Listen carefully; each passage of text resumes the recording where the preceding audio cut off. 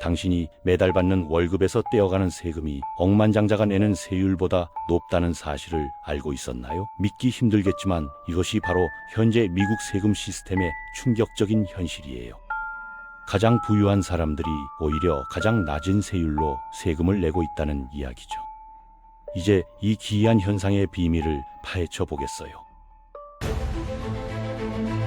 워렌 버핏이라는 이름을 들어보셨을 거예요. 버크셔 해서웨이라는 거대한 투자 회사를 이끄는 그는 세계에서 손꼽히는 부자 중 한 명이죠. 그런데 놀랍게도 그는 자신의 비서보다 낮은 세율을 내고 있다고 공개적으로 인정했어요. 도대체 어떻게 이런 일이 가능한 걸까요? 그 답은 바로 돈을 버는 방식의 차이에 있어요. 우리 같은 일반인들은 회사에 출근해서 월급을 받고 그 월급에서 10%부터 37%까지의 소득세를 내야 해요. 하지만 부자들의 수입원은 완전히 달라요. 그들은 주식 투자, 부동산 같은 자산에서 나오는 수익으로 살아가거든요. 여기서 핵심은 자본이득세라는 개념이에요. 주식을 사서 나중에 비싸게 팔 때 생기는 이익에 매기는 세금인데 이 세율이 일반 소득세보다 훨씬 낮아요. 장기 투자의 경우 최대 20%만 내면 돼요. 40만 달러짜리 주식을 판 투자자가 5만 달러의 세금을 냈다면 같은 40만 달러를 연봉으로 받는 직장인은 그보다 훨씬 많은 세금을 내야 한다는 뜻이죠. 더욱 놀라운 건 부자들의 대부분 재산은 아예 세금 대상이 아니라는 점이에요. 주식 가격이 올라서 억만장자가 됐다고 해도 그 주식을 실제로 팔기 전까지는 세금을 한 푼도 낼 필요가 없거든요. 아마존의 창업자나 테슬라의 CEO처럼 자신이 만든 회사 주식으로 부자가 된 사람들이 바로 이런 경우예요. 심지어 일부 억만장자들은 더 영리한 방법을 사용해요. 주식을 담보로 은행에서 돈을 빌려서 생활비로 쓰는 거죠. 이렇게 하면 주식을 팔 필요도 없고 당연히 세금도 낼 필요가 없어요. 대출금은 소득이 아니니까요. 예를 들어 일론 머스크 같은 경우 테슬라 주식을 담보로 수십억 달러를 빌려서 생활하면서도 공식적인 현금 소득은 거의 없다고 신고하는 경우가 많아요. 가장 큰 허점은 단계적 기준이라는 제도예요. 부자가 평생 주식을 팔지 않고 버티다가 죽으면 그 주식을 물려받은 자녀는 상속받은 시점의 가격을 기준으로 세금을 계산해요. 아버지가 1달 뒤에 산 주식이 1만 달러가 됐어도 자녀가 물려받을 때 그 9,999달러의 이익에 대한 세금은 완전히 사라져버리는 거죠. 이게 바로 사고 빌리고 죽어라 라는 부자들의 세금 회피 전략이에요.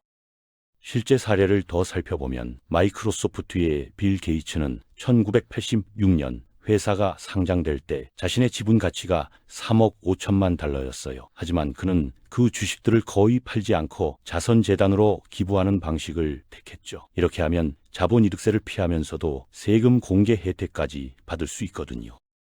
이런 시스템 때문에 지난 40년 동안 부의 격차는 계속 벌어졌어요. 가장 부유한 1%의 세후 소득은 400% 이상 늘어났지만 중산층 소득은 고작 50%만 증가했거든요. 세금 시스템 자체가 부자들에게 유리하게 설계되어 있다는 증거죠. 월스트리트에서 일하다 은퇴한 모리스라는 투자자는 이런 현실을 솔직하게 인정해요. 그는 버크셔 해서웨이, 아마존, 애플 같은 회사 주식으로 생활하면서도 일반 직장인들보다 훨씬 낮은 세율을 내고 있다고 말이죠. 흥미롭게도 그는 자신 같은 부자들에게 더 많은 세금을 부과해야 한다고 주장하는 사람이기도 해요. 그의 논리는 간단해요. 중산층이 돈을 써야 경제가 돌아간다는 거죠. 부자들만 더 부자가 되고 일반인들은 소비할 여력이 줄어들면 결국 모든 사업체가 타격을 받게 된다는 현실적인 판단이에요. 실제로 경제학자들도 이 낙수효과 이론이 제대로 작동하지 않는다는 연구 결과를 계속 발표하고 있어요. 또 다른 구체적인 예시를 보면 2018년부터 2022년까지 미국의 상위 25명 억만장자들의 자산은 총 4,010억 달러 증가했어요. 하지만 같은 기간 이들이 낸 연방 소득세는 136억 달러에 불과했죠. 실질 세율로 따지면 3.4%밖에 안 되는 거예요. 반면 일반적인 미국 중산층 가정의 실질 세율은 13% 정도 됩니다. 현재 미국 정부도 이 문제를 인식하고 있어요. 바이든 대통령은 자본이득세의 최고 세율을 20%에서 39.6%로 올리자고 제안했어요. 물론 연소득 만 달 이상인 사람들에게만 적용되는 조치이지만요. 보수적으로 추산해도 10년간 2천억 달러의 세수 증가 효과가 있을 것으로 예상돼요. 하지만 비판론자들은 이런 세율 인상이 주식시장 투자를 위축시킬 수 있다고 우려해요. 세금이 높아지면 사람들이 투자를 꺼릴 수 있다는 논리죠. 반대로 찬성론자들은 이미 충분히 낮은 세율이었기 때문에 적정 수준으로 올리는 것일 뿐이라고 반박해요. 더 근본적인 해결책들도 논의되고 있어요. 실현되지 않은 자산 가치 상승분에도 세금을 부과하자는 부유세 아이디어가 대표적이죠. 주식을 팔지 않아도 가격이 올랐다면 그 증가분에 세금을 내야 한다는 개념이에요. 하지만 이건 기술적으로 복잡하고 시행하기 어려운 면이 있어요. 주식 가격은 매일 변하니까 어느 시점을 기준으로 할지도 애매하고 가격이 떨어지면 세금을 돌려줘야 하는지도 문제가 되거든요. 또 다른 방안은 주식 거래에 소액의 세금을 부과하는 금융거래세예요. 거래 한 건당 아주 작은 세금이지만 하루에 수백만 건씩 이루어지는 금융거래를 생각하면 상당한 세수가 될 수 있어요. 특히 초단타 매매로 수익을 올리는 대형 투자 회사들에게는 부담이 될 거예요. 유럽의 일부 국가들은 이미 이런 제도를 시행하고 있기도 해요. 상속세 강화도 중요한 옵션이에요. 현재 미국은 개인당 1,170만 달러까지는 상속세가 면제돼요. 이 금액을 낮추고 세율을 높이면 부의 대물림을 어느 정도 막을 수 있죠. 하지만 이것도 정치적으로 민감한 사안이라 쉽지 않은 일이에요. 중소기업 사업주들이나 농장 소유자들도 반대하는 경우가 많거든요. 세금 회피를 위한 다른 방법들도 있어요. 부자들은 자선재단을 설립해서 자산을 기부하는 형태로 세금을 줄이기도 해요. 물론 자선 활동 자체는 좋은 일이지만 이런 재단들이 실제로는 가족의 영향력을 유지하는 수단으로 사용되는 경우도 있어요. 재단 이사회에 가족들이 앉아서 기부 방향을 결정하고 심지어 재단에서 급여를 받기도 하거든요.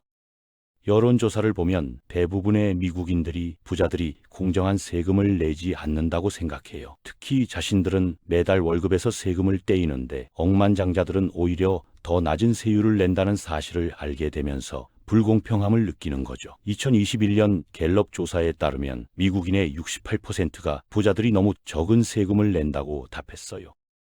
하지만 세금 정책을 바꾸는 것은 생각보다 복잡한 문제예요. 부자들이 다른 나라로 돈을 옮기거나 아예 시민권을 포기할 수도 있거든요. 실제로 일부 억만장자들은 세금이 낮은 국가로 이주하기도 해요. 그렇게 되면 오히려 세수가 줄어들 수도 있는 거죠. 프랑스가 부유세를 도입했다가 부자들의 해외 이주로 인해 폐지한 사례가 대표적이에요. 국제적인 공조도 필요한 상황이에요. 한 나라만 세율을 올리면 부자들이 다른 나라로 갈 수 있지만 여러 나라가 함께 움직이면 그런 회피가 어려워지거든요. 실제로 OECD에서는 다국적 기업들의 최소 법인세율을 15%로 맞추자는 합의를 이뤄내기도 했어요. 그럼에도 불구하고 전문가들은 현재 시스템이 지속 가능하지 않다고 봐요. 부의 집중이 계속되면 사회 안정성에도 위험이 될 수 있다는 우려가 커지고 있어요. 중산층이 몰락하면 소비가 줄어들고 그러면 경제 전체가 침체될 수 있거든요. 역사적으로 봐도 극심한 불평등은 사회 혼란으로 이어지는 경우가 많았어요. 기술 발전도 이런 문제를 더 복잡하게 만들고 있어요. 인공지능이나 자동화로 인해 일자리가 줄어들면서 자본을 가진 사람과 그렇지 못한 사람 사이의 격차가 더 벌어질 수 있거든요. 이런 상황에서 세금 시스템의 공정성은 더욱 중요해질 것 같아요. 결국 이 문제는 단순히 세금 기술의 문제가 아니라 사회가 추구하는 가치의 문제일 수도 있어요. 능력에 따른 차등 대우를 인정하면서도 극단적인 불평등은 막아야 한다는 균형점을 찾는 것이 핵심이죠. 그리고 그 균형점을 찾기 위해서는 투명한 논의와 시민들의 참여가 필요해요.